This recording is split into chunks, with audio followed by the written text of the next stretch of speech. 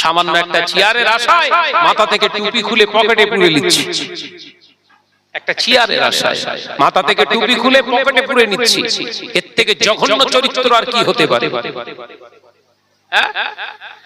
সামান্য একটা পদের আশায়, চেয়ারের আশায়, একটা স্টেজের আশায় আরেকজন ভাইয়ের বিরোধিতা, উল্টো পাল্টা সুর চড়িয়ে কথাবার্তা বলছি, একবারও দ্বিধাবোধ করছে না আমার কলেমার ভাই।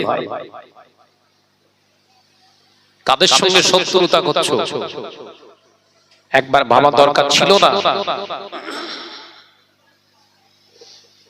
গোটা পৃথিবীতে আজকে মুসলমানরা আমরা নির্যাতিত, নিষ্পেষিত।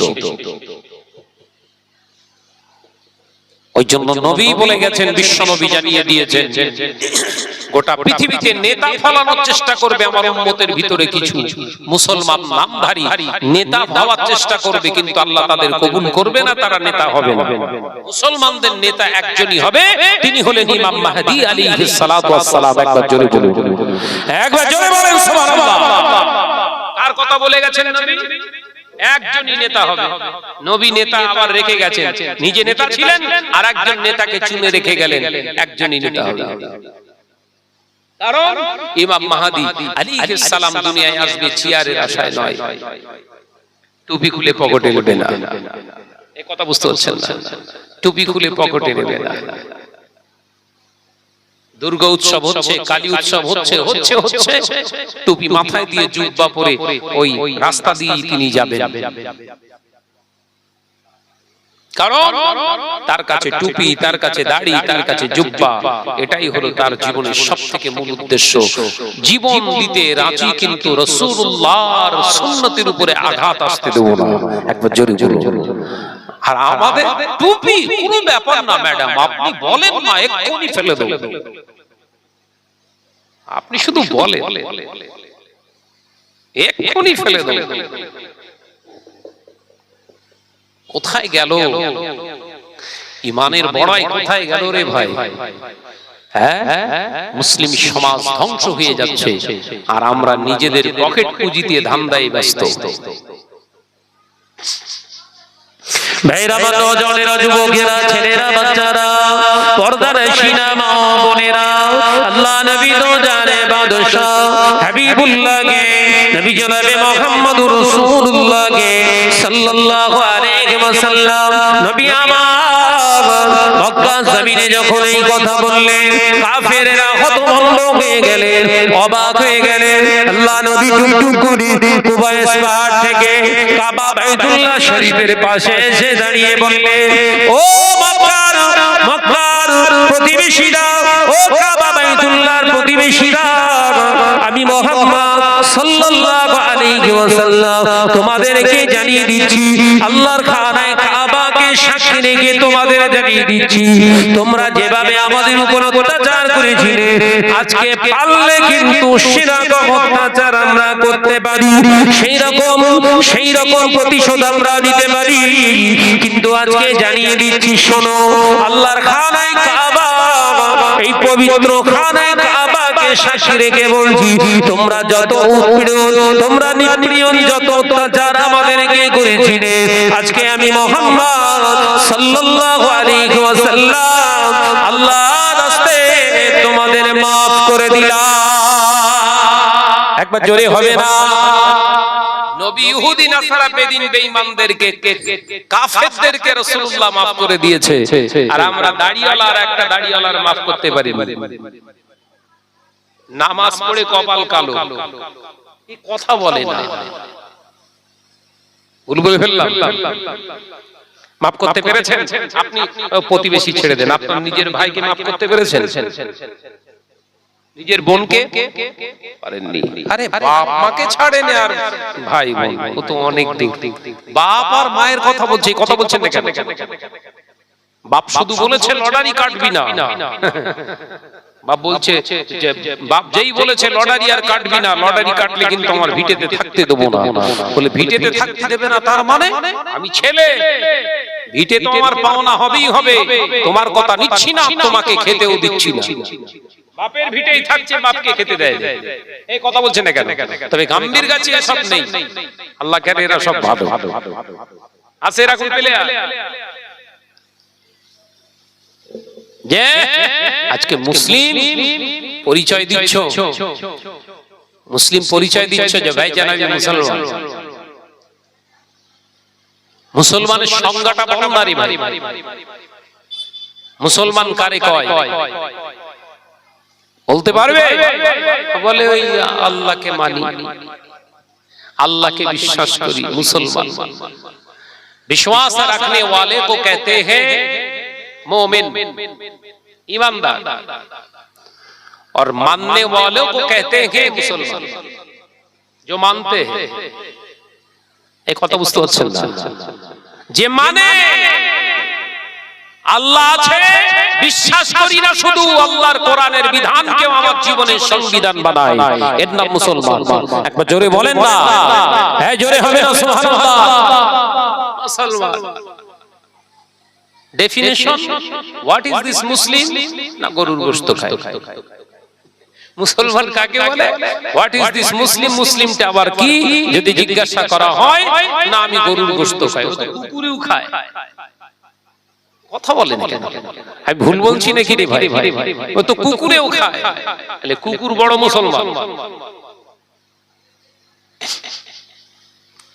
সাবধান হন, হয়তো ভাইয়ের কথাগুলো খুব লেগে যাচ্ছে, কিন্তু দিন আসছে। ওই বিহারে করেছে, দেখতে পাচ্ছেন তো, 52 লক্ষ মানুষদের ভোটার অধিকার কেড়ে নিয়েছে। আবার আমাদের বাংলায় হবে বলছে, এই আগস্ট থেকে শুরু হবে অ্যাকশন। মোটামুটি অনুমান করছে 1,30,00,000 যাবে। কত জোরে বল না রে ভাই? 1,30,00,000 ভোটার অধিকার কেড়ে নেওয়া হবে। মুসলমানদেরকে দ্বিতীয় শ্রেণীর নাগরিক বানানোর চেষ্টা চলছে গোটা ভারতবর্ষে। দ্বিতীয় শ্রেণীর নাগরিক মানে বুঝতে পেরেছেন? জীবনে আর ভোট দিতে পারবেন না, এই কথা বুঝতে পারছেন নাকি?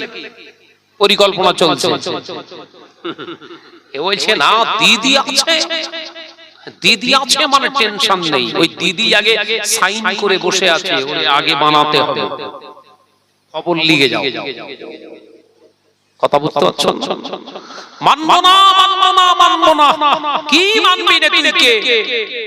রাষ্ট্রপতি সিগনেচার করে দিলে মুখ্যমন্ত্রী উল্টে পড়ে থাকবে। এই কথা বুঝতে পারছেন? রাষ্ট্রপতির উপরে মুখ্যমন্ত্রী, রাষ্ট্রপতির উপরে মুখ্যমন্ত্রী, রাষ্ট্রপতি সিগনেচার করে দিয়েছে, তুই কে? মানছি না, মানবো না। ও তুই লাফা না, লাফা, কত লাফাবি? ধোকায় পড়ে যাচ্ছি আমরা। এখনো মুসলমান সাবধান হন, আল্লাহর উপরে বিশ্বাস রেখে যে যে জায়গায় অবস্থান করছেন সেখান থেকে আন্দোলন গড়ে তুলতে হবে। এটাই মনো আপনার ইমানের চেতনা বোধ শক্তি তৈরি করে সেখান থেকে আন্দোলন তৈরি করুন। কে আমাদের হয়ে কাঁদবে, কে আমাদের হয়ে বলবে, এই চিন্তা ছেড়ে দেন। দাদা দিদির দল ও সব এক দল, এই কথা বুঝতেছেন না? দাদা দিদি আলাদা নয়, ও সব এক দল। তুমি তোমার দলে ব্যস্ত থাকো, কোরআন আল্লাহ রাসূলকে নিয়ে ব্যস্ত থাকো, এই জয় আসবে ইনশাআল্লাহ। একদিন আল্লাহ রাসূলের ইত্তেবা অনুসরণ করার কারণে আল্লাহ পাক আবার মুসলমানদের কাছে গোটা বিশ্বটাকে আবার হাতে তুলে দেবেন। জোরে বলুন, হ্যাঁ জোরে বলেন না সুবহানাল্লাহ। আরে एग्जांपल একটি উদাহরণ দিলে বুঝতে পারবেন। আপনারা বিব্রত হচ্ছেন না তো? অসুবিধা হচ্ছে না তো? আমি শুধু একটুখানি সাইডে দুটো একটা কথা না বললে বুঝতে পারবেন না। আমরা ইমানদার সেজে ঘুরছি, আসলে ভেতরে সব কাঁপা ঢোল, সেগুলোই বোঝানোর চেষ্টা করছি। 22 মাস রানিং চলছে গাজায়, ফিলিস্তিনের সঙ্গে ইসরাইল ওই অবৈধ সন্তানদের সঙ্গে জিহাদ চলছে। কত মাস? 22 মাস রানিং। এই 22 মাস ধরে জিহাদ করছে, প্রায় 3.5 মাস তাদের খাদ্য সরবরাহ টোটাল বন্ধ করে দিয়েছে। আজও জিহাদ তাদের চলছে। সেই জিহাদের আজকের রেজাল্ট বলছি, ইসরাইল বাহিনীরা ভয় এলাকা ছেড়ে পালাচ্ছে।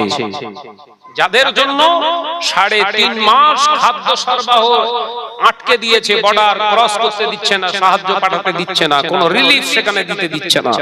সেই না খাওয়া মানুষগুলো জিহাদে তাদের জিন্দেগি ঈমানের বাহুবলের সঙ্গে আল্লাহর উপরে প্রগাঢ় বিশ্বাস নিয়ে সেই জিহাদ চালিয়ে যাচ্ছে। সেই গাজার মুসলমানেরা এমন ভাবে লড়াই চালিয়ে যাচ্ছে, দাঁতে দাঁত বুকে বুক ঠেকিয়ে, যে তাদের ওই ঈমানের জায়গায় বড় বড় অস্ত্র ফেল, এখন ইসরাইলের সৈন্যরা এলাকা ছাড়তে ব্যতিব্যস্ত হয়ে যাচ্ছে। বাবা জিরা, কেন আল্লাহ রোজা ফরজ করেছিলেন? বান্দা, ওই গাজা একদিন অবস্থায় পরিণত হতে পারে, তাই এখন থেকে না খাওয়া প্র্যাকটিসটা করে রাখ। রোজা ওই জন্য তোর জন্য ফরজ করে দিলাম। সিচুয়েশন পার্টিকুলার অ্যাকসেপ্ট, হয়তো কোনদিন এরকম পরিস্থিতি আসতে পারে, সেদিনে তুই নিজেকে সামাল দিতে পারবি। একবার জোরে বলো, একবার জোরে হবে না?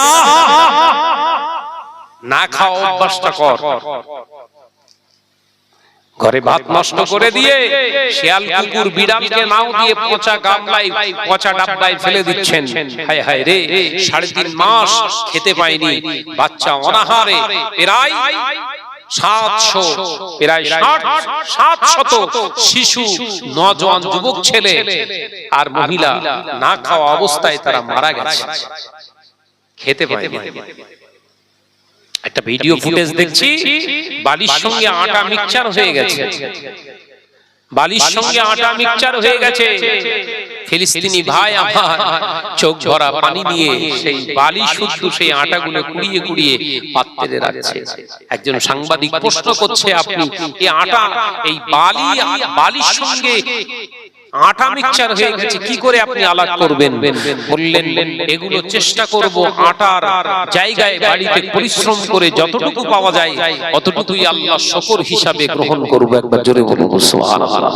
আরে মুসলমানের বাচ্চা এ খায় দায় আর ঘুমোয় ষাঁড়ের মতো জিন্দেগি করেছে, অমানুষের মতো জিন্দেগি তৈরি করেছে, পশুর মতো। এদের আর চিন্তা নেই, কারণ এরা ভাবছে আমরা তো আরামে আছি, তোর আরাম বার করবে, সামনের দিন আসছে, তোর আরাম বার করবে।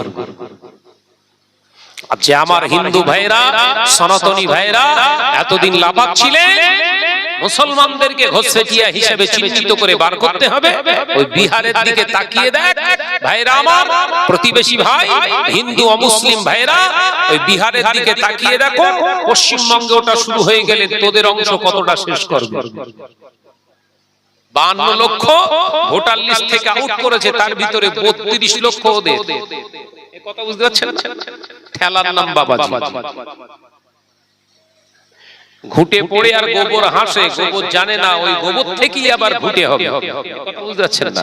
অবস্থাই এরকম। আল্লাহ আমাদেরকে বোঝার তৌফিক দেন, বলুন আমিন। জোরে বলেন আল্লাহুম্মা আমিন। আওয়াজ দিয়ে দুরূদ শরীফ আল্লাহুম্মা সাল্লি আলা।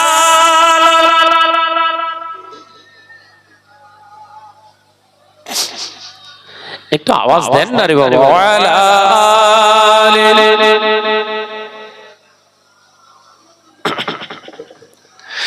পৃথিবী আমার আসল ঠিকানা নয়, হৃদয়েতে একদিন মুছে যাবে এ সকল রঙিন পরিচয়। পৃথিবী আমার আসল ঠিকানা নয়। আল্লাহুম্মা সাল্লি আলা।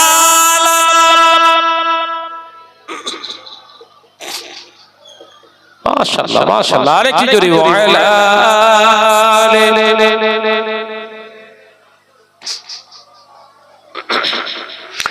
এসেছি যে দুনিয়ার বুকে একা, যেতে হবে কবরে একা। এসেছি যে দুনিয়ার বুকে একা, যেতে হবে কবরে একা। থাকবে না কেউ সেদিন সঙ্গে আমার, থাকবে না কেউ সেদিন সঙ্গে তোমার, পাবো নবীজির দেখা। পৃথিবী আমার আসল ঠিকানা নয়, হৃদয়েতে একদিন মুছে যাবে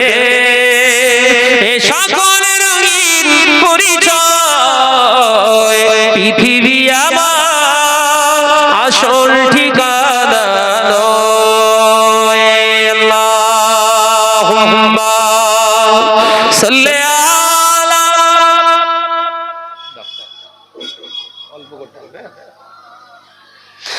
আর একটু জোরে পড়ে ওয়ালা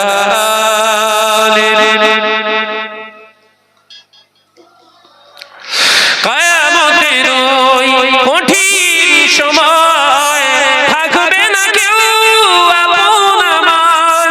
কিয়ামতের ওই কঠিন সময় থাকবে না কেউ বন্ধু আমার। থাকবে সেদিন বন্ধু হয়ে, থাকবে সেদিন আপন হয়ে নূর নবীজি হযরত। জোরে হবে না, জোরে হবে না, জোরে হবে না। নেতা নেত্রী সব গায়েব হয়ে যাবে রে ভাই, নিজের বাপ মা গায়েব হয়ে যাবে, নিজের সন্তান বিবি গায়েব হয়ে যাবে। ময়দানের মাহশারে একজন নেতা কি পাওয়া যাবে, তিনি আমার নবী মুহাম্মদ সাল্লাল্লাহু আলাইহি ওয়াসাল্লাম। একবার জোরে বলুন, এবার জোরে বলে। আল্লাহ পাক আওয়াজ দিয়ে বলবেন হাবিব এইখানে কেন আপনি? আল্লাহ নবী বলবেন আল্লাহ উম্মত আছে যেখানে আমি নবী মুহাম্মদ সেখানে। হাবিব আপনি কি চান? হাবিব আপনি কি চান? আল্লাহ আমার উম্মতদেরকে নাজাত চায়, আমার উম্মতদেরকে নাজাত দিন, আমার উম্মতদেরকে আপনি নাজাত দিন।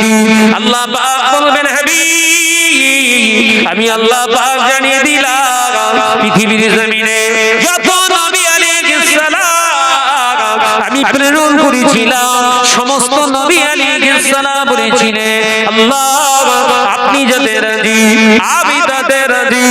তারা সমস্ত একই বাক্য বলেছিলেন আল্লাহ আপনি যাতে রাজি আমি তাতে রাজি। আর আজকে ময়দানের মাহশারে আমি আল্লাহ পাক জানিয়ে দিলাম হাবিব আজকে ময়দানের মাহশারে আপনি যাতে রাজি আমি আল্লাহ তাতে রাজি। জোরে বলো। তাহলে কার অনুসরণ করবেন? কথা বলছেন না। নেতা নেতা দাদা দিদি মসজিদের জমি দখল করে নিচ্ছে, আন্দোলন করলে আমি হব বড় শত্রু। তার মানে ঈদগার জমি দখল করে নিচ্ছে, আন্দোলন করা যাবে না। ওয়াকাফ বিলের বিরুদ্ধে আন্দোলন করা যাবে না। যদি বাংলায় আন্দোলন করো সবথেকে বড় শত্রু হব আমি। তার মানে এই সুযোগটা পেয়েছে কে? কারা দিল? এই কিছু গরুখোর মুসলমান নামধারী মুনাফিকের বাচ্চারা, এরাই সুবিধা করে দিয়েছিল যদি ইফতার পার্টিতে না ঢোকাতো। কথা বলছেন না কেন? এইগুলোকে আগে জুতিয়ে পালিশ করার দরকার। সারাদিন রোজা রাখলে আপনার অসুবিধা হচ্ছে না তো? আরে ব্রেনের ভিতরে ঘুরছে সব, ঘুমায় না আমার।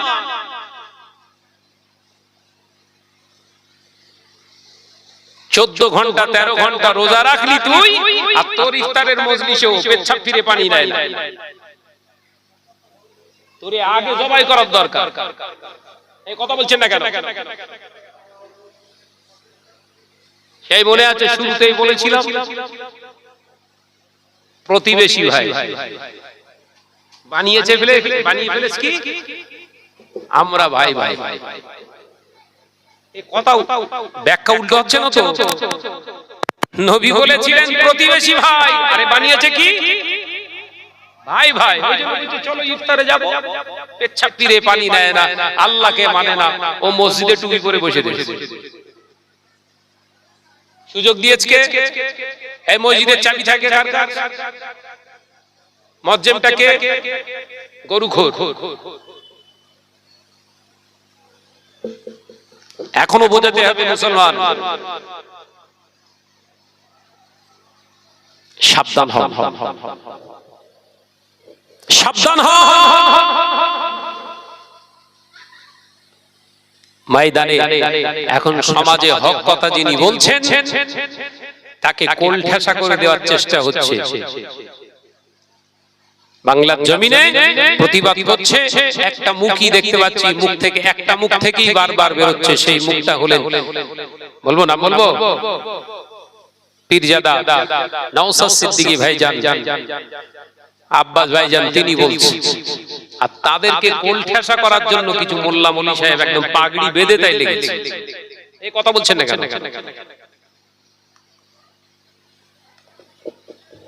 আজকে মুসলমানদের লজ্জা থাকা উচিত, যারা আজকে ইফতারের মজলিসে তাদেরকে ইনভাইট করে। হ্যাঁ, তারা অবশ্যই আসবে, আমাদের বাড়িতে আসবে, খাওয়া দাওয়া করবে, ইফতার নয়। এই কথা বুঝতে পারছেন? তাদের ফল ফ্রুট আমি যা ইফতার করছি তাকে দেবো, কিন্তু ইফতার নয়। আসবে, নাস্তা দেবো, খেতে দেবো, ভালো তাকে সেবা সুস্থ ভালো ভালোবেসে তাকে দেব। আমার প্রতিবেশী, আমার হক আছে, অবশ্যই সে খাবে, কিন্তু আমার ইফতার নয়। আমি রোজদার, ইফতারটা আল্লাহ আমার জন্য খাস করে পাঠিয়েছে। ইফতার হলো রোজাদারদের জন্য সবথেকে বড় একটা নিয়ামত। একবার জোরে জোরে জোরে দিচ্ছ কি? চা দিবি একটু? দে, ইফতার খাওয়াচ্ছে। বললেই বলবে শাহনাজ ভাই একটুখানি পার্টি ঘেঁষে চলছে। আমি কারণ ঘেঁষে ঠেসে চলি না, যা চলি ডাইরেক্ট চলি, সেটা হলো কোরআন আর হাদিস। এই কথা বুঝতে পারছেন? ওসব ঘেঁষে ঠেসে না, ডাইরেক্ট চলি কোরআন আর হাদিস, ইজমা কিয়াস ছাড়া শাহনাজ কিছু বোঝে না। যিনি সত্য কথা বলবেন বুকে জড়িয়ে ধরে তাকে রাখবো, যিনি মিথ্যার আশ্রয় গ্রহণ করবেন ছায়া মাড়াবো না। এই কথা বুঝতে পারছেন না? ছায়া মাড়াবো না। তুমি কোন পণ্ডিত আমি জানি না। আল্লাহ আমাদের বুঝ দেন, বলুন আমিন। জোরে বলিন আল্লাহুম্মা আমিন। দরুদ শরীফ আল্লাহুম্মা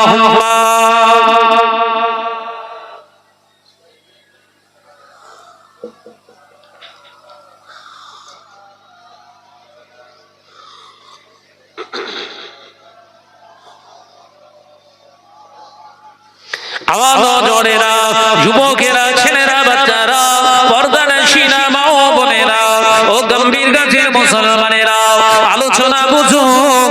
আল্লাহ নবী নূজানে বাদশাহ হাবিবুল্লাহকে, নবী জনাবে মুহাম্মদুর রাসূলুল্লাহকে সাল্লাল্লাহু আলাইহি ওয়াসাল্লাম পাক জবানে জানিয়ে দিয়ে গেলেন, মান তাশাব্বাহা বিকওমি ফাহুয়া মিনহু। রাখাবুল মুসনাদ আহমদ। আল্লাহ নবী পাক জবানে জানিয়ে দিলেন, ও আমার সাহাবীরা, ও আমার সাহাবারা, আমি নবী তোমাদের জানিয়ে দিয়ে গেলাম, পৃথিবীর জমিনে তোমরা যে কওমের অনুসরণ করবে, যার তাশাব্বাহ করে দুনিয়া জিন্দেগিতে দুনিয়াদারি তোমরা করবে, আমি নবী জানিয়ে দিলাম ফাহুয়া মিনহু, তাদের অন্তর্ভুক্ত হয়ে কিয়ামতের দিনে উঠবে, ময়দানের মাহশারে তাদের সঙ্গে তোমাদের হাসর হয়ে যাবে। আমি নবী জানিয়ে দিলাম, মান আহাব্বা সুন্নতি, যে আমার সুন্নাতকে মহব্বত করলো, ফাকাদ আহাব্বানি, সে আমি নবী আমাকে ভালোবাসলো। ওমান আহাব্বানি, আর আমাকে যে ভালোবাসলো, কানা মাই ফিল জান্নাহ।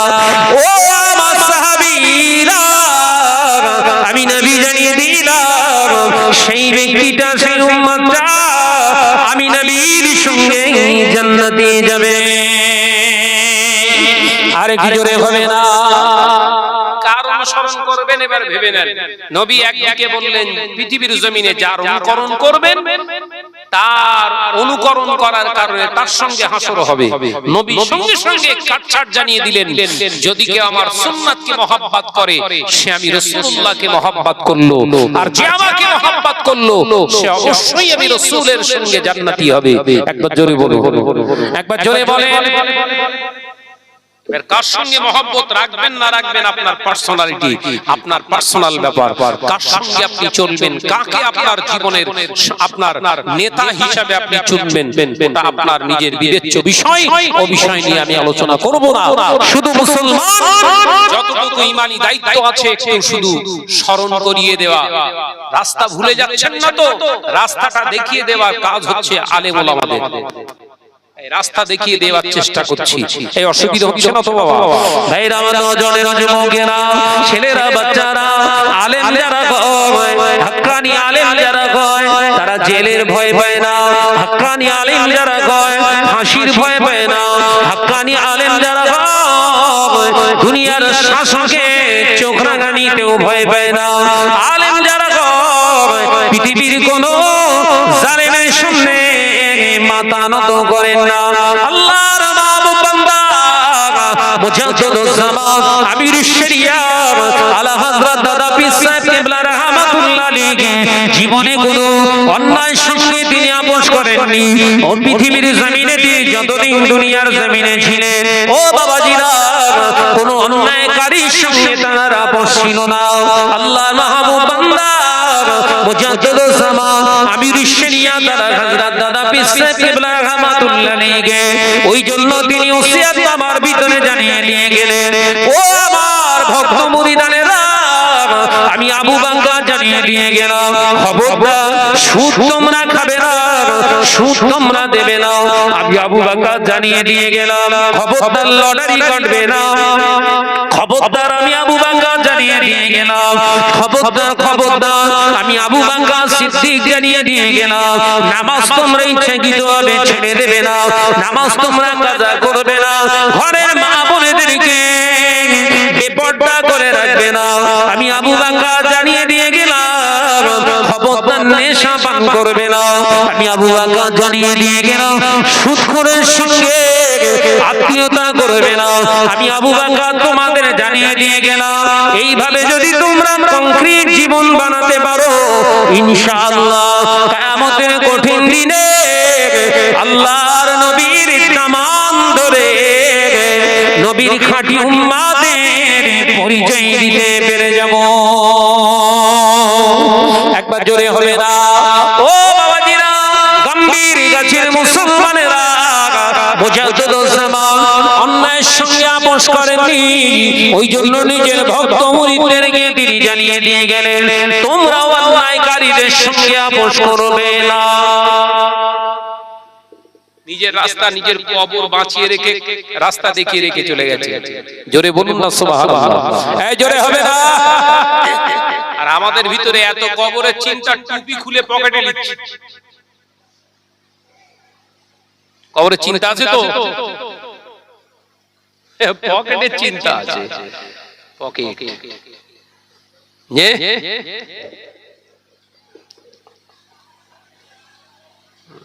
ये हाल तेरा चाल है, मकसद तो तेरा माल है। ये हाल तो तेरा चाल है, मकसद तो तेरा माल है, लाखों को गुमराह बना दिया। বাবাজি, এখনো সময় আছে, ফিরে আসেন।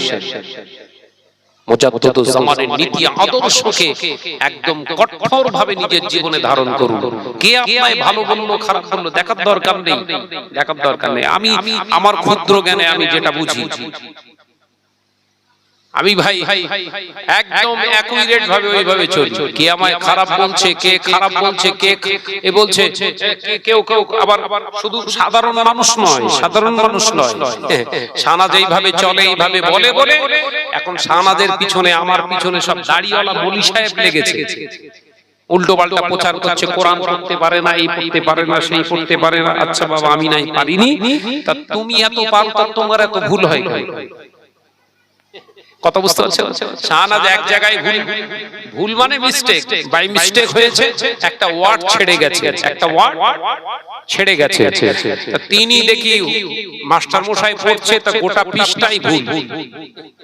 শাহনাজের একটা শব্দ ভুল হয়ে গেছে, ছেড়ে গেছে, স্বীকার করি, হ্যাঁ ওটা আমার স্লিপ অফ টাং কিংবা হয়েছে। একটা স্টেজ শেষ করে আরেকটা স্টেজ গিয়েছি, একদিনে 4 ঘন্টা, 4.5 ঘন্টা, 5 ঘন্টা বকা মানে ব্রেনের উপরে এসব করতে পারে, স্বাভাবিক স্বাভাবিক। সামান্য আমি পরপর আপনাদের নেক দোয়া, আমি তো পরপর 3 বছর আল্লাহর খানায় কাবা আল্লাহ আমাকে নিয়ে গেছেন, আগামীতেও যাব ইনশাআল্লাহ, আল্লাহ চাইলে। তো দেখলাম মসজিদে নববী শরীফের ইমাম, তিনিও কেরাত পড়তে যেয়ে ভুলে গেছেন, ভুল পড়ে ফেলেছে। কোথাকার ইমাম বললাম? ওয়াজ করতে করতে আমার একটা ওয়ার্ড ছেড়ে গেছে, সেইটা নিয়ে তোলপাড় করা হলো, এলাকায় ভাইরাল করে দেওয়া হলো, কোরআন পড়তে পারে না। আচ্ছা বাবা ঠিক আছে, তা কাবা বাইতুল্লাহ শরীফের ইমামও কোরআন পড়তে পারে না? আমি তারাবি পড়লাম, আল্লাহ একবার নয়, আল্লাহ আমাকে 3টে রমজান ওখানে নামাজ পড়ার সুযোগ দিয়েছে। 3টে রমজানে গেছি আমি, মসজিদে নববী শরীফে, বাইতুল্লাহ শরীফে, হারাম শরীফে নামাজ পড়েছি, তারাবি পড়েছি বাবাজি। এখন তো 10 রাকাত তারাবি করে দিয়েছে, আর 20 রাকাত তারাবি যখন 2019 সালে আমি 20 রাকাত তারাবি পড়েছি বাইতুল্লাহ শরীফে, হারাম শরীফে এবং মদিনাতুল মুনাওয়ারায় 2019 সালে। তারপরেই করোনা হলো, ওই করোনার পর থেকেই কেটে কেটে 10 রাকাত করে দিয়েছি। কথা বুঝতে পারছেন না বাবাজিরা? যে কথা আমি বলতে চেয়েছিলাম, যে ইমাম সাহেব কেরাত পড়তে পড়তে নামাজে ভুল করছে, এক জায়গায় বারবার ভুল হচ্ছে, বারবার পেছন দিক থেকে লোকমা দিচ্ছে, আবার পড়ার চেষ্টা করছে, আবার ভুলে যাচ্ছে। এখন ভাই ওয়াজ করতে করতে কারুর যদি ওয়াজ করতে করতে একটা ওয়ার্ড ছেড়ে যায়, তার ওয়াজে লোকমা দিতে তো অসুবিধে নেই, তার তো গুনাহ হবে না, বা বিশাল কিছু মহারতি হবে না, তার তো ওয়াজ হয়ে গেছে। সে যদি আবার উইথড্র করে তাহলে তো শেষ হয়ে গেল। কিন্তু নামাজ একটা ইবাদত, সেই ইবাদতের ভিতরে কিরাত ভুল হচ্ছে, কি হবে বাবা? সেই ইমাম সাহেবের শুধু হচ্ছে না, ইমাম সাহেবের পিছনে নামাজ পড়ছে। এবছরে মাহে রমজানে উমরা করেছে 2.2 কোটি মানুষ। কত বললাম? জোরে বল না রে বাবা। 2.2 কোটি মানুষ এবছর রমজান মাসে উমরা করেছি আমরা। গত রমজানে ছিল 1.43 কোটি মানুষ। তাহলে ভুল হবে স্বাভাবিক, আর ভুল থেকেই তো এই পৃথিবীতে আসা। কিসের কারণে? ভুলের কারণে। বাবাজি আমার, তাই এগুলো নিয়ে যারা হুড়ুম হুড়ুম করছে, উদ্দেশ্য কি? ও বাড়ছকে নামিয়ে দাও। উদ্দেশ্য কি? ও উপরে উঠছকে নামাও, আমি একটু উঠবো। ওরে নারে পাগলা, তোর ঈমানে গন্ডগোল, পোকা লেগে গেছে তোর ঈমানে, কারণ তুই আল্লাহর দেওয়া সম্মানকে বিশ্বাস করিস না। তুই ভাবিস ওর বিরুদ্ধে আমরা বললে বোধহয় ওর ডাউন হয়ে যাবে, আমরা একটু উপরে উঠতে পারবো। কিন্তু তুই পড়িছিস বোধহয়, আমার তো জানা নেই পড়িছিস কিনা। আল্লাহ কোরআনে বলছে, অত ইসমান তাশা ওয়া তুযিল্লু মান তাশা, ইজ্জত দেই আমি আল্লাহ। ইজ্জত দাতাকে এই জোরে বলে, আমি আল্লাহ ইজ্জত দেই, আমি আল্লাহ ইজ্জত নেই। ইজ্জত বাড়া কুমার সব হাত আমি আল্লাহ আমার কাছে। একবার জোরে বলুন না, এই জোরে হবে না? ভাইরা আমার, নজনেরা, যুবকেরা, ছেলেরা, বাচ্চারা, পর্দানশীনা মা ও বোনেরা, ছেলেরা, বাচ্চারা, আলোচনা বুঝুন। ও গম্ভীর গাছের মুসলমান বাবাজিরা, আলোচনা বুঝুন। আল্লাহ নবী দো জাহানে বাদশাহ হাবিবুল্লাহ কে, নবী জনাবে মুহাম্মদুর রাসূলুল্লাহ কে সাল্লাল্লাহু আলাইহি ওয়াসাল্লাম, নবী আমার পাক জবানে জানিয়ে দিলেন, ও আমার সাহাবীরা, শুনে রেখে দাও, জেনে রেখে দাও, শুনে রেখে দাও, জেনে রেখে দাও। এমন একটা দিন আসবে যেদিনে দেখতে পাওয়া যাবে আমার উম্মতেরা পৃথিবীর জমিনে সংখ্যায় বেড়ে যাবে, মুসলমানদের সংখ্যা বাড়বে, দাড়িওয়ালা টুপিওয়ালা বেড়ে যাবে, জুব্বাওয়ালা বেড়ে যাবে, হাজি বেড়ে যাবে, ওমরাকারী বেড়ে যাবে। ও আমার সাহাবীরা, শুনে রেখে দাও, জেনে রেখে দাও, পৃথিবীর জমিনে আমার উম্মতরা অন্য কওমের কাছে নির্যাতিত হবে না, না, না। আমার আল্লাহ পাক তাদেরকে দিয়ে এই মুসলমানগুলোকে আল্লাহ নির্যাতন করাবে, তাদের উপর দিয়ে আল্লাহ পাক মুসলমানদেরকে পেটাতে থাকবে। সাহাবায়ে কেরামেরা প্রশ্ন করলেন, ইয়া রাসূলুল্লাহ, হাবিবাল্লাহ, কারণটা কি? আল্লাহর নবী বললেন, মুসলমান নামধারী হবে, আসলে তারা হারামের লেনদেনকারী হয়ে যাবে। কিসের লেনদেনকারী? জোরে বলেন, জোরে বলেন। এবার এক একটা করে বাছেন। মহিলা সমিতি হালাল, বন্ধন গ্রুপ হালাল, কথা বলে না। লটারি সব চুপ করে, লটারি কাটা হালাল না, সব চুপ করে মানে হালাল। লটারি কাটা জোরে বলতে হবে হারাম। গান বাজনা, ওই মোবাইলে ইজি রিচার্জ করে পরের মেয়ের সঙ্গে কথা বলা, কথা বলে না। গভীর রাতে অন্যের বউয়ের সঙ্গে সম্পর্ক করা, সব চুপ করে এসো। সব হালাল বোধহয় নাকি? কথা বলে না। যে ওই কালো তার গ্রামে ঢোকানো, কালো তার, কালো তার কেবিল 350 টাকা হালাল। কথা বলে না, চুপ করে সব বুঝতে পারে না বস। বিশ্বনবীর কথাটা বুঝে নেন। বিশ্বনবী বললেন উম্মতেরা সেই দিনে নির্যাতিত হবে না, আল্লাহর পক্ষ থেকে এটাই হবে মুসলমানদের উপরে গজব, এটাই হবে মুসলমানদের উপরে গজব। কেন? তারা হারামের সঙ্গে সম্পর্ক, সব ঘরে ঘরে হারামের সঙ্গে সম্পর্ক করে ফেলবে, কারণ তাদের হারামের লেনদেন চলবে। বাবাজি আমার, এখন ভাই আর ভাবির সঙ্গে ভালো ব্যবহার করে না, যা বোন তৈরি করা ভাবির সঙ্গে যা কথা বলে। নিজের ভাইয়ের সঙ্গে বোন এখন ভালো করে আর কথা বলতে চায় না, পাতানো বোনের সঙ্গে রাত দিন 24 ঘন্টায় ব্যস্ত আছে। তাহলে যেটা ছিল হারাম সেটা বানিয়েছি হালাল। ওই জন্য মার খাওয়াটা আমাদের জন্য যেটা বলেন হালাল। হারামটাকে যখন বানিয়ে ফেলেছি হালাল, মার খাওয়াটাও হালাল। ভাইরা, নওজওয়ানেরা, যুবকেরা, ছেলেরা, বাচ্চারা, পর্দানশীনা মা বোনেরা, আল্লাহ নবী দো জাহানে বাদশা হাবিবুল্লাহকে, নবী জনাবে মুহাম্মদ রাসূলুল্লাহকে সাল্লাল্লাহু আলাইহি ওয়াসাল্লামের এই আদর্শকে মেনে নিয়ে জীবন গঠন করার কারণে বিশ্বের ইমামে আযম নোমান বিন সাবিত আবু হানিফা রাহমাতুল্লাহ আলাইহি হুজুরকে জীবনে বিষ পান করতে হয়েছিল, শাহাদা শহীদ হতে হয়েছিলেন মুসলমান। ও মুসলমানেরা, ভাই বাবাজিরা, হযরতে বিশ্বের ইমামে নোমান বিন সাবিত আবু হানিফা রাহমাতুল্লাহ আলাইহি আল্লাহর মস্ত বড় একজন হাক্কানি আলেম শুধু ছিলেন না, আল্লাহর ওলি ছিলেন, আল্লাহর মাহবুব বান্দা ছিলেন।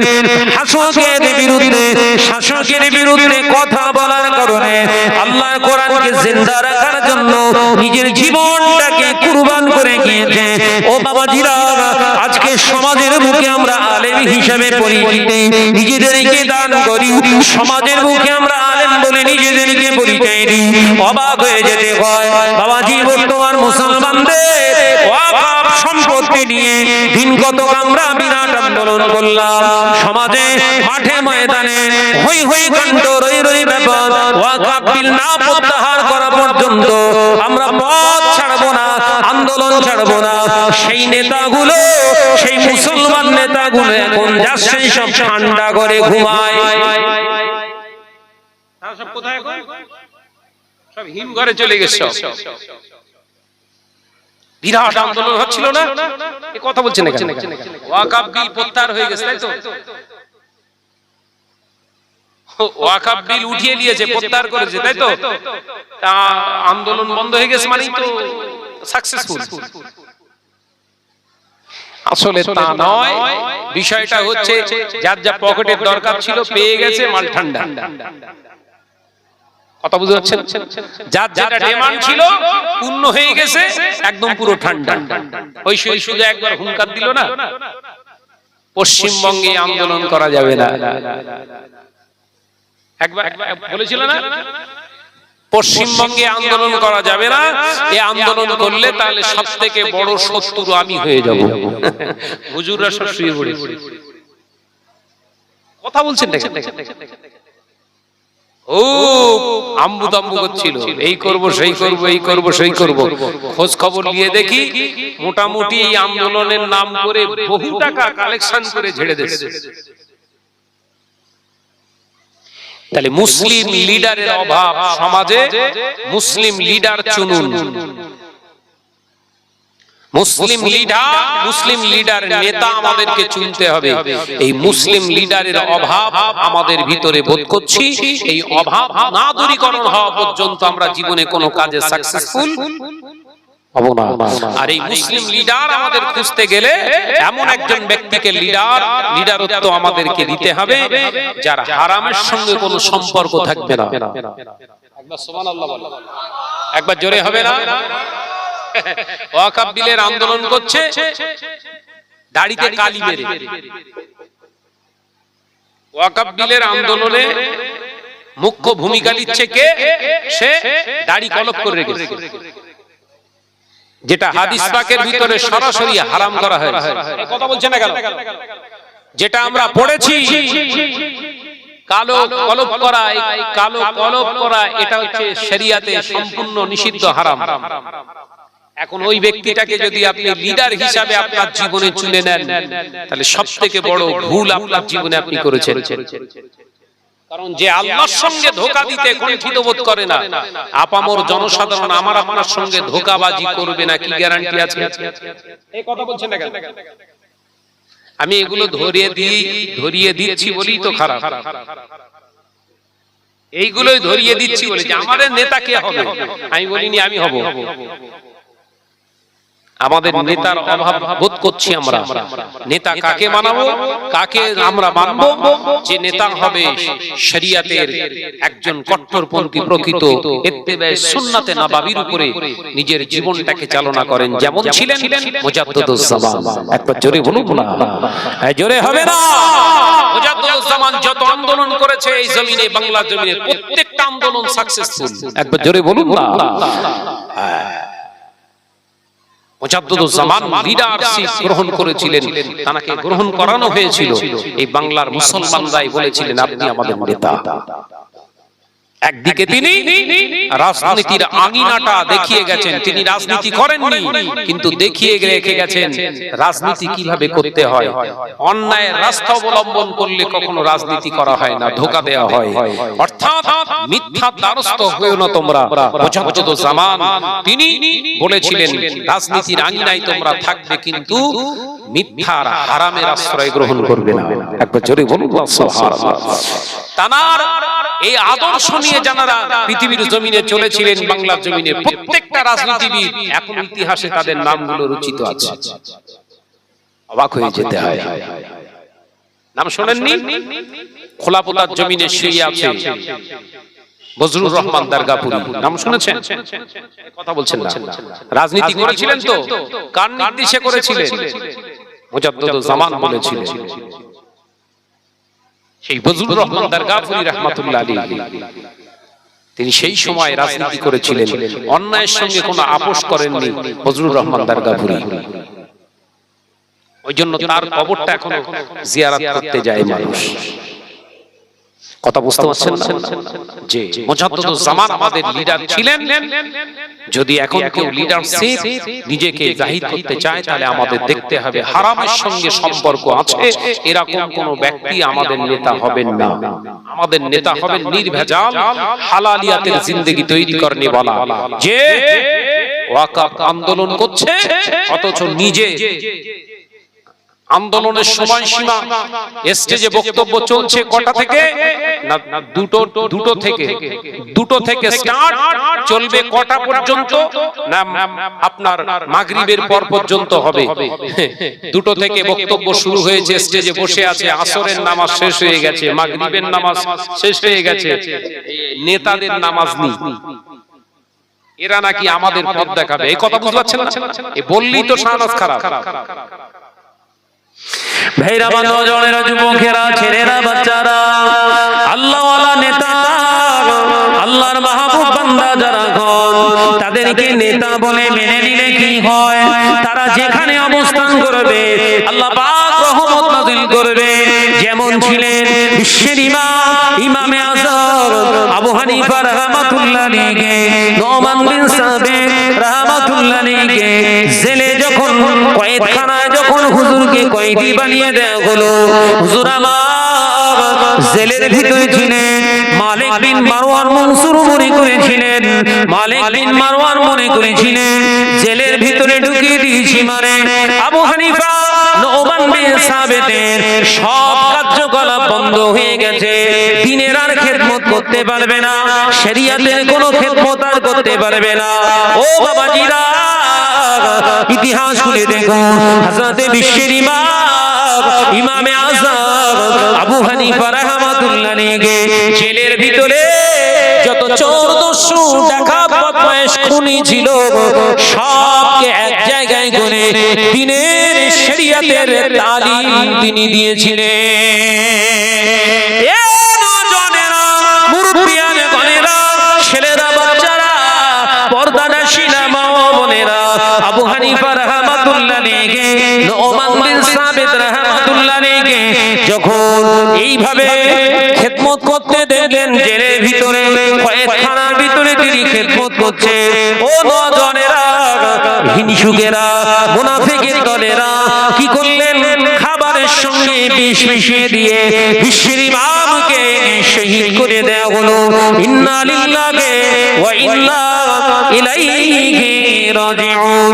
হুজুর আমার ইন্তেকাল হয়ে গেলেন, শাহাদা বরণ করলেন, শহীদ হয়ে গিয়েছে। কিন্তু অবাক হয়ে যাবেন কি না, বিশ্বের ইমাম দুনিয়া থেকে চলে গিয়েছে। হুজুরের লাশটাকে গোসল করিয়ে দাফন করানোর জন্য, জানাজা পড়ানোর জন্য যখন ফাঁকায় বার করা হচ্ছিল, দেখতে পাওয়া যাবে এক আবু হানিফাকে বিষ খাইয়ে শহীদ করে দেয়া হয়েছে বটে, কিন্তু তার সোহবতে যত কয়েদিরা ছিলেন সবাই আল্লাহর ওলি হয়ে গেছে। জোরে বলে আমার আলোচনা বুঝতে পারছেন? তাহলে নেতা এমন ভাবে চুনুন, সেই নেতা যেখানে যাবে সেখানে শস্যের নয় রহমত ঝরবে। একবার জোরে বলুন, একবার জোরে বলুন, যে নেতার ওসিলায় আল্লাহর খাস রহমত নাযিল হবে, যেখানে যাবে ভালো পাওয়া যাবে। আরো একটা উদাহরণ দিই, মুজাদ্দিদ জামান ইন্তেকাল করেছে, কিছু না হলেও প্রায় 90 এর কাছাকাছি। কত বছর? 90 প্লাস হয়ে গেছে। হিসাব করলে 90 প্লাস। বাবাজি, মুজাদ্দিদ জামানের হাতের একটা লাঠি আছে। কি বললাম? মুজাদ্দিদ জামানে ব্যবহার করতেন হুজুরের হাতের একটা লাঠি হুজুরের আছে। যখন আব্বাজান বাংলা আসামের হাজী মুফতি আজম মিসলা হুজুর পীর কেবলা রাহমাতুল্লাহ আলাইহি হায়াতে আছেন, আমি তখন আছি ওখানে পড়াশোনা করছি। তো দেখলাম 26 জেনে ধরেছে, দুষ্টু জেন। একটা জেনের রোগীকে দুষ্টু জেন পাকড়াও করেছে। তো হুজুর কেবলা আব্বাজান মিসলা হুজুর পীর কেবলা বললেন, বাবা ও 26 এসেছে, 26 ও সহজে যেতে চাইবে না, তুমি এক কাজ করো, ও তাবিজ দেব, পরে আব্বাজানের লাঠিটা গিয়ে ওই রোগীর মাথাতে যে ঠেকাও। একবার জোরে বলবেন না? এই জোরে হবে না? সুবহানাল্লাহ। আমার নিজে চোখে দেখা, গল্প করা নয়, আর তৈরি করে কথাও বলছি না। সেই মুজাদ্দিদ জামানের ইউজ করা, ব্যবহার করা লাঠিটা গিয়ে ওই জেনের রোগীকে গিয়ে 26 জেনে যার ধরেছিলেন তার মাথাতে যে ঠেকিয়েছে, সঙ্গে সঙ্গে বেহুশ হয়ে পড়ে গেছে। একবার জোরে বলুন সুবহানাল্লাহ। আমি শুধু উদাহরণ দিচ্ছি, ওই গালগালা গল্প বলছি না, গোপাল ভাড়ের গল্প নয়। মুজাদ্দিদ জামান দাদা পীর সাহেব কেবলা রাহমাতুল্লাহ আলাইহি সৎ মানুষ ছিলেন, তার ব্যবহারের লাঠির মর্যাদাও আল্লাহ দিয়েছে। তার ব্যবহারে লাঠির মর্যাদা আল্লাহ দিয়েছে। ওই জেনের রোগীটার মাথাতে যে ওই লাঠিটা ঠেকিয়েছে, রোগী বেহুশ হয়ে গেছে, জ্ঞান ফিরেছে। মুজাদ্দিদ জামানের লাগতে জিগার বাংলা আসামের হাজী মুফতি আজম বললেন, বাবা 26 পালিয়ে গেছে, এবার ওকে আমার কাছে আনো, আমি তাবিজ কালামটা করে দিই। একবার জোরে বলুন। কিছু বুঝতে পেরেছেন? আল্লাহ ওয়ালা নেতা যদি হয়, তার গায়ের পোশাক, ব্যবহারের জিনিসটাও কাজে দেয়। যেখানে রাখবেন সেখানটাও ভালো হবে। একবার জোরে বলুন। কথা বুঝতে পেরেছেন? ওই জন্য আমাদের নেতা চুনতে হবে। আমাদের নেতা যে ডেকেছে হু হু করে পালিয়ে চলে গেলে, এটাই আপনার জীবনের সবথেকে খারাপ। ডাকছে কে, কার ডাকে যাব? এতটুকু স্যাটিসফাই হন, এতটুকু শিওর হয়ে যান যে হ্যাঁ, প্রকৃতপক্ষে উনি শরিয়াতকে মাননে ওয়ালা, শরিয়াতের উপরে চলনে ওয়ালা, শরিয়াতের উপরে আপনার আমল মুকাম্মাল জিন্দেগি তৈরি করনে ওয়ালা ব্যক্তি ডেকেছে, আমার যাওয়া উচিত, এটা আমার ইমানি কর্তব্য। আমরা কি করছি? আন্দোলন হলো, ডেকেছে, হু হু করে বেরিয়ে চলে গেলাম। গিয়ে কি হলো? আমরা জমায়েত করলাম, হাজার হাজার মানুষ ওখানে গিয়ে দাঁড়ালাম, আর ওটা ভালো করে ভিডিও শুট ফটো করে নিয়ে প্রশাসনকে দেখিয়ে দিল, আমার ডাকে এত লোক এসেছে, কি দেবে দাও। ও সে পেয়ে গেছে, ওর আন্দোলন করে, এ কথা বলছে না কেন? ও তো পেয়ে গেছে। প্রশাসন দেখলো এই আন্দোলনকে থামাতে গেলে আগে চেয়ারটাকে ভালো করে ভেজাতে হবে, চেয়ারটাকে ভিজিয়ে দাও, ভালো করে দিয়ে দিয়েছে। ও এখন ঠান্ডা ঘরে চলে গেছে। ওয়াকফ বিল চলছে, ওয়াকফ বিল এখন রানিং, বিভিন্ন জায়গায় মসজিদ মাদ্রাসা দখল হওয়া শুরু হয়ে গেছে। মিথ্যা কথা বলছি? সে আন্দোলন করনে ওয়ালা ব্যক্তিরা কোথায়? যারা নেতা সেজেছিল টুপি পরে, তারা কোথায়? প্রশ্ন করবেন না? ঘরের শত্রু বিভীষণ, এইগুলোকে আগে চিহ্নিত করুন, এগুলোকে আগে চিনুন। এরা ইসলামকে শেষ করছে, এদের পূর্বপুরুষরা, এদেরই উত্তরসূরিরা, এরাই হলো তারা যারা ওই কারবালার ময়দানে ইমাম হুসাইন রাদিয়াল্লাহু তাআলা আনহু হুজুরের সাথী সঙ্গীদেরকে শহীদ করে দেবার ইন্ধন জুগিয়েছিলেন। তাদের উত্তরসূরি এরা সব। মিস্টেক হয়ে যাচ্ছে নাকি? ভুলে যাচ্ছে? কুফার মানুষরা ডেকেছিল তো ইমাম হুসাইন রাদিয়াল্লাহু তাআলাকে আমন্ত্রণ করেছিল তো, কটা চিঠি দিয়েছিল? অসংখ্য। কোন কিতাবে আছে 150 অধিক চিঠি। কটা চিঠি? 150 অধিক চিঠি। আসুন হুজুর, আসুন, আমরা ওই ইয়াজিদের রাজতন্ত্র আমরা মানব না, ইয়াজিদকে আমরা খলিফা হিসেবে মানব না, আপনি আসুন, আপনার হাতে হাত দিয়ে আমরা বায়াত গ্রহণ করব, আপনি হলেন আমাদের নেতা। কটা চিঠি? অতগুলো চিঠি পাওয়ার পরে মুসলিম বিন আকিলকে পাঠিয়েছিলেন আসল সত্যতা যাচাই করার জন্য। ভুলে যাচ্ছেন? শোনেননি? মুসলিম বিন আকিল রাদিয়াল্লাহু তাআলা আনহু রাসূল পাকের একজন জলিল কদর সাহাবী, বিশ্ব নবীর একজন জলিল কদর সাহাবী মুসলিম বিন আকিল রাদিয়াল্লাহু তাআলা আনহুকে পাঠিয়ে দেয়া হলো কুফার জমিনে, তানাকেও শহীদ করে দেয়া হলো।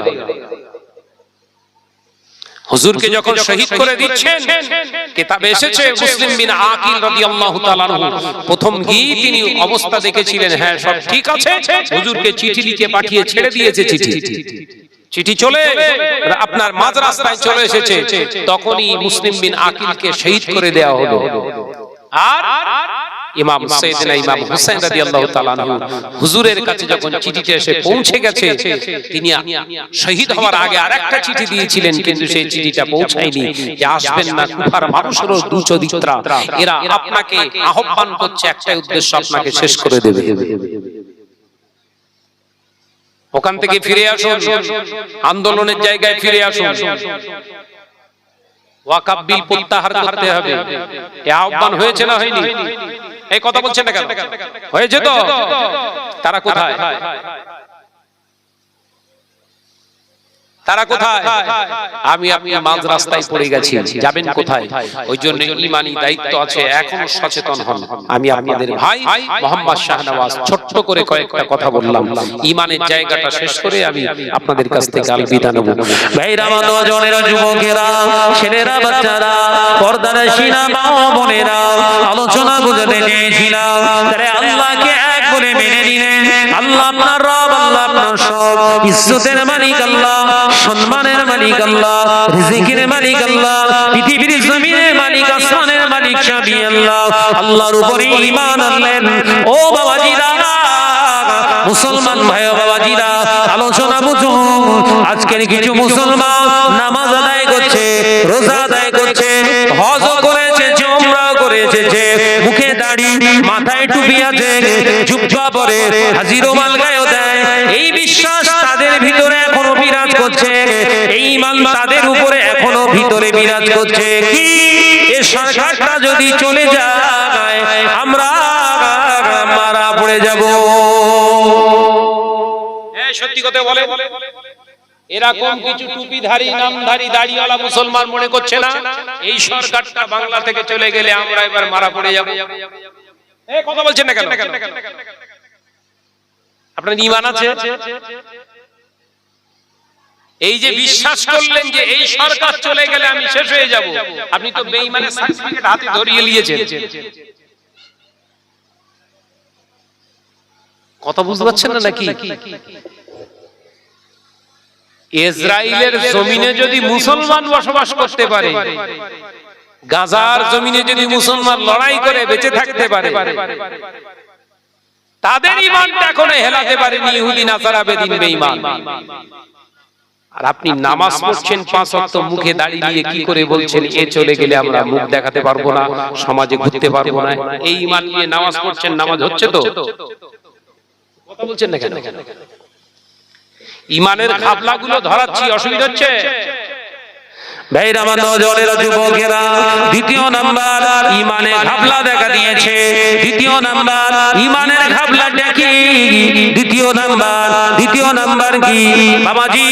কলিকাতা আবহাওয়া দপ্তর বলে দিয়েছে, আলিপুর আবহাওয়া দপ্তর বলে দিয়েছে, আগামী 48 ঘন্টা বঙ্গোপসাগরে নিম্নচাপ দেখা দিয়েছে। 48 ঘন্টা গোটা 34 পরগনা, দুটো মেদিনীপুর, হাওড়া, হুগলি, কলিকাতা ভারী বৃষ্টি হবে। মাঝে মাঝে ঝড় হতে পারে, বজ্র বিদ্যুৎ সহ তার মানে বাস করতে পারে। সরকার নয়, কলিকাতা আবহাওয়া দপ্তর বলে দিয়েছে। এই বিশ্বাস করে নিয়েছেন আর আপনার 48 ঘন্টা আপনার আবহাওয়াটা খারাপ থাকবে। এই বিশ্বাস নিয়ে যদি নামাজ আদায় করেন, ও নামাজ আপনার মুখে ছুঁড়ে মারা হবে। বিশ্বাস করেন তো? কলিকাতা আবহাওয়া দপ্তর শুধু একটুখানি বলে দিয়েছে 48 ঘন্টা বঙ্গোপসাগরে আবার দেখা দিয়েছে নিম্নচাপ। চাষা হাতে তসবিহ নিয়ে মসজিদের বারান্দায় বসে ঠ্যাং লম্বা করে দিয়ে মুসল্লির সঙ্গে আর একটা মুসল্লির সঙ্গে গল্প করছে, জানিস আবার 48 ঘন্টা কি হবে? আমি কি ভুল বলতিস নাকি? এ হাকিকত তো, এর ঈমান আছে, হাতে তসবিহ আছে। এই বললেন টুপি, দাড়ি, জুব্বা, হাজি। হে মনে আছে শুরুতে বলেছিলাম শয়তানও মাঝে মাঝে তসবিহ গোনে, মনে পড়ছে? শয়তানও মাঝে মাঝে নামাজ পড়ে, এই কথা মিলছে? শয়তানও মাঝে মাঝে হজ করে, শয়তানও মাঝে মাঝে উমরা মারে, এই কথা বলে না? আর দুটো একটা বলবো ঈমানের ঘাবলা। ভাইরা আমার নওজওয়ানেরা, যুবকেরা, ছেলেরা, বাচ্চারা, পর্দার শিরা মা ও বোনেরা, তৃতীয় নাম্বার আপনার ঈমানের ঘাবলা দেখা দিয়েছে, ঈমান বরবাদ হয়ে গিয়েছে। ও মুসলমান, ঈমানটাকে ঠিক করুন বাবাজি। মুসলমান, ঈমানটা ঠিক করুন। আপনি ঈমানদার নন, তার আরেকটি প্রমাণ হলো 100 টাকায় যদি লটারি কাটি, যদি 1 কোটি টাকা বেঁধে যায়, হেঁটে খেতে হবে না, বসে বসে খাবো, এই চিন্তা নিয়ে লটারি কেটেছেন, আপনি ঈমানদার নন, আপনি বেঈমান। ওই অবস্থায় যদি বিনা তওবায় মারা যান, মুসলমানের কবরস্থানে আপনার দাফন করা যাবে না। জানাজা পড়বে কি?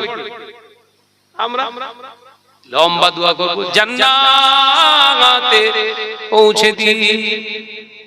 ফেরেশতারা বলছে হ্যাঁ পৌঁছে দেবো, তুই আয়, একসঙ্গে দেবো। কথা বুঝতে পারছেন না?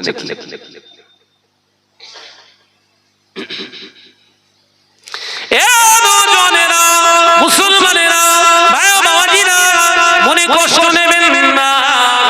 যে মুসলমানটা লটারি কাটে, ওই মুসলমানটা যদি বিনা তওবায় মারা যায়, ওর ইন্তেকালের পরে কোন 5 ওয়াক্ত নামাজি মুসল্লি ওর জানাজা নামাজে যেতে পারবে না।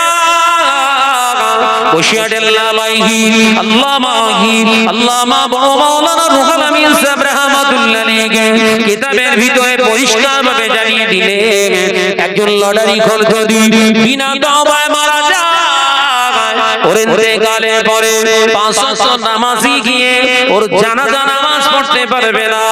ও বাবাজি, যারা লটারি খোর হয়, লটারি কাটে, ওর দান ওর টাকা কোন ধর্মের কাজে লাগানো যাবে না, ধর্মীয় প্রতিষ্ঠানে নেওয়া যাবে না। ওই যদি লটারি করে টাকা দিয়ে মসজিদ বানানো হয়, ওই মসজিদের সিজদা আল্লাহর দরবারে কবুল হবে না। কোন মুসলমান যদি ওই লটারি করে টাকায় শাদি খায়, ওই যতটুকু খানা খেলো, ওই খানা খাওয়ার পরে শরীরে যে রক্তটা তৈরি হলো, ওই রক্তটা হলো হারাম। শরীরের ভিতরে ফিল্টার হয়ে বীর্য তৈরি হয়, 80 ফোঁটা রক্তের ফিল্টার করে 1 ফোঁটা বীর্য নিগৃহীত করে আল্লাহ। আল্লাহ পাক ওই বীর্যটা হারাম বলা হয়েছে। ওই বীর্যটা দিয়ে যদি সন্তান দুনিয়ার জমিনে ভূমিষ্ঠ হয়, ওই সন্তানটা অবৈধ সন্তান, হারামি সন্তান হিসেবে বিবেচিত হবে। জোরে বলুন নাউযুবিল্লাহ। জোরে বলে। আল্লাহ শুকর, গাম্ভীর গাছি এলাকায় লটারি কাটে না, এরা সব ভালো আছে নাকি?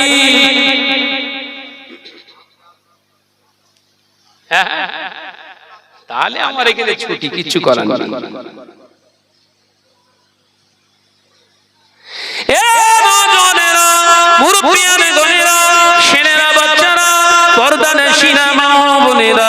আলোচনা বুঝো, আমি আপনাদের ভাই মোহাম্মদ শাহনওয়াজ বলে যায়, শুনে রেখে দিন, জেনে রেখে দিন। মুসলমান ঘরে ছেলেরা সাবধান হয়ে যান, শুনে রেখে দিন, শুনে রেখে দিন। আল্লাহ পাক লটারিকে পৃথিবীর জমিনে হারাম করে দিয়েছে, আমার আপনার জন্য হারাম। ওই যারা লটারি কাটে ওরা ঈমান নিয়ে কবরে যেতে পারবে না। এ নওজওয়ানেরা, যুবকেরা, ছেলেরা, বাচ্চারা, পর্দানশীলা মা ও বোনেরা, সাবধান হয়ে যান, সাবধান হয়ে যান। এখনো পৃথিবীর জমিনে বহু মুসলমান আছে যারা দিন আনা দিন খাওয়া, যাদের দিন আনা দিন খাওয়া, যাদের রোজগারের জিন্দেগি চলছে, হালাল রাস্তার উপরে চলছে, সমাজে তাদের হয়তো অনেক দুর্নাম বদনাম করানো হয়, অনেক নিচু করানো হয়, ছোট করে দেয়া হয়, সমাজের বুকে তারা নিপীড়িত হচ্ছে, অত্যাচারিত হচ্ছে। কিন্তু জেনে রাখবেন, এই পৃথিবীর জমিনটা আল্লাহ পাক তাদের ওসিলায় এখনো হেফাজত করে রেখেছে। একবার জোরে হবে না? তাদেরকে আমরা খারাপ চোখে দেখি, আল্লাহু আকবার, কিন্তু অবাক হয়ে যাবেন, বিশ্বনবী জানিয়েছেন একজন ওই রকম ঈমানদার যতদিন পৃথিবীর জমিনে থাকবে, আল্লাহ তার ইজ্জতের খাতিরে, তার ঈমানের ইজ্জতের খাতিরে আল্লাহ দুনিয়া ধ্বংস করবেন না, আল্লাহ সহি সালামতে রেখে দেবে। একবার জোরে বলুন। আরে কার দাম বেশি হচ্ছে? যার টাকা বেশি আছে না যার ঈমানটা মজবুত আছে? কার দাম বেশি? জোরে বল না রে বাবা। যার টাকা পয়সা অ্যাসেট বেশি আছে, তাই তো নাকি? হ্যাঁ, ডলার মিলিয়ন বিলিয়ন, আবার বেরিয়ে চলছে ট্রিলিয়ন। ওরে বাপ রে বাপ, ডলার কোটি কোটি নয়, মিলিয়ন শেষ, বিলিয়ন শেষ, এবার ট্রিলিয়ন হয়েছে। বাপরে বাপ, ট্রিলিয়নের মালিক, বিশাল বিশাল কোটি কোটি সম্পদ। 177 তলা বিল্ডিং বানিয়েছে, আর জায়গা হচ্ছে সেই 177 তলা ঠিক ভিতির কাছে, 3.5 হাত বাই 2.5 হাত। কি সম্পদের মালিক হলি রে বাবা, কথা বলছেন না কেন বাবাজি? সেই জন্য লটারিতে ছাড়ুন, লটারিটাকে ছাড়ুন। আল্লাহ সুন্দর দুটো সক্ষম হাত দিয়েছে, সুন্দর দুটো চোখ দিয়েছে, ব্রেন দিয়েছে, সুস্থ মস্তিষ্ক, সুস্থ শরীর দান করেছে। এটা হিকমতের দ্বারা হালাল রাস্তায় চালনা করুন, আল্লাহ পাক আপনার রিজিকে বরকত দান করবে। একবার জোরে বলুন সুবহানাল্লাহ। আমি জোরে হবে না সুবহানাল্লাহ? আল্লাহ আমাদের বোঝার তৌফিক দেন, বলুন আমিন। আরো বলি আল্লাহুম্মা আমিন। ভাইরা আমার সোনার মানিকেরা, হয়তো খেটে খাওয়াটা